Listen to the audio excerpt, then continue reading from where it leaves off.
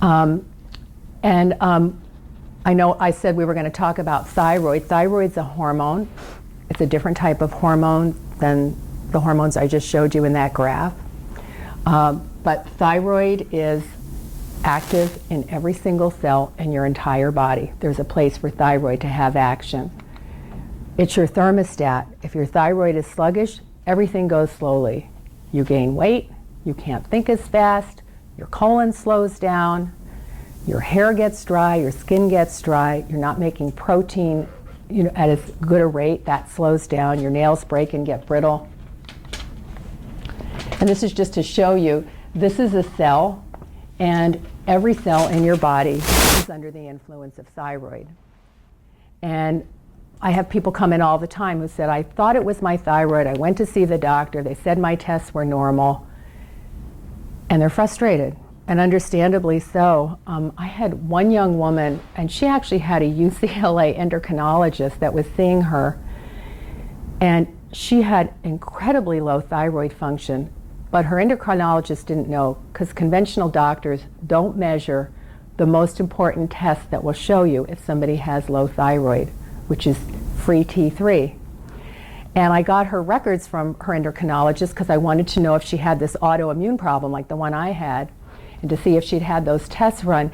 And the endocrinologist had written a letter, actually he had communicated back to her primary care doctor and said, I saw this young woman and she continues to complain of fatigue, constipation, dry hair, dry skin. All her thyroid tests are normal. We're keeping her on the same dose. Oh, this is, your thyroid tests are normal and you should believe me because I'm the doctor. So you have to understand what the normal range means. This is really important in anti-aging medicine. All biological systems, whether you look at people's height, map out to what we call an S-curve. So if you think about it, there are some really short people, there are a few really tall people, like the basketball players, right, 7 feet tall, not that many of us. And then there are a whole bunch of us in the middle. And this applies to all biological systems. So how does the lab develop your normal range? And this is really critical. They test like 20,000 people's thyroid, and they map it out like this.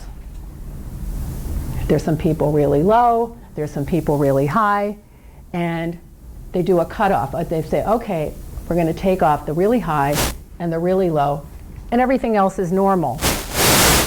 Well, first of all, there's a bunch of people in that 20,000 that don't feel good, that have low thyroid. That's one thing.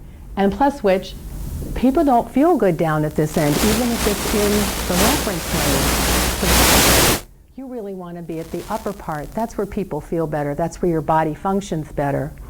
So having it just somewhere in the normal range, and it's true for a lot of the hormones that we work with.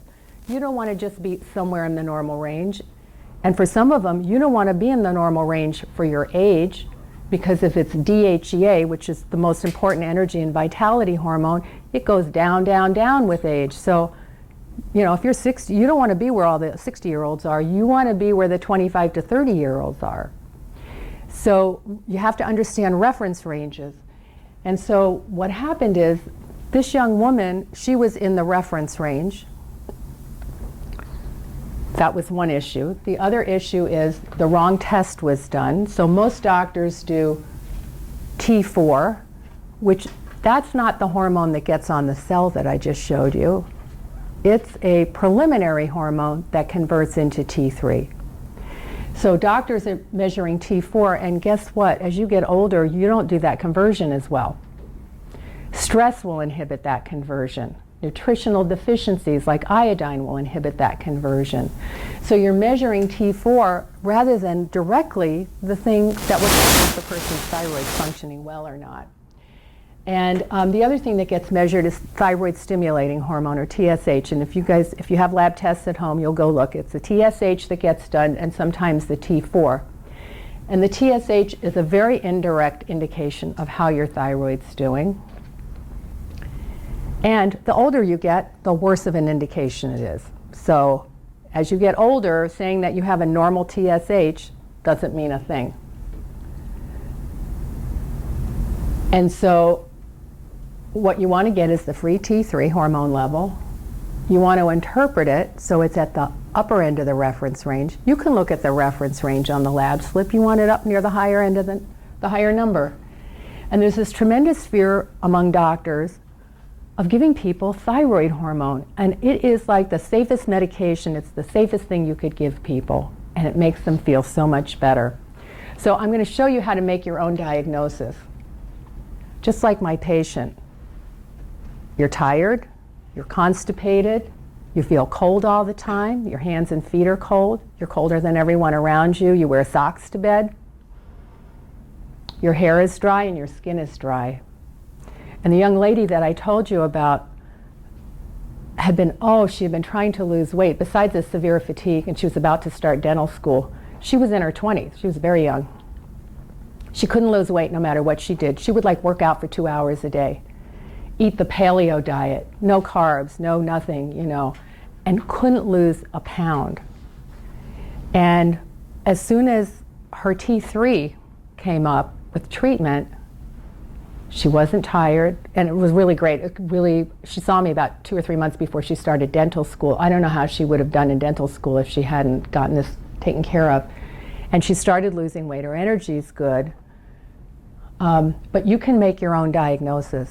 If you have all of these things, if you have even half of them, you probably have low thyroid function.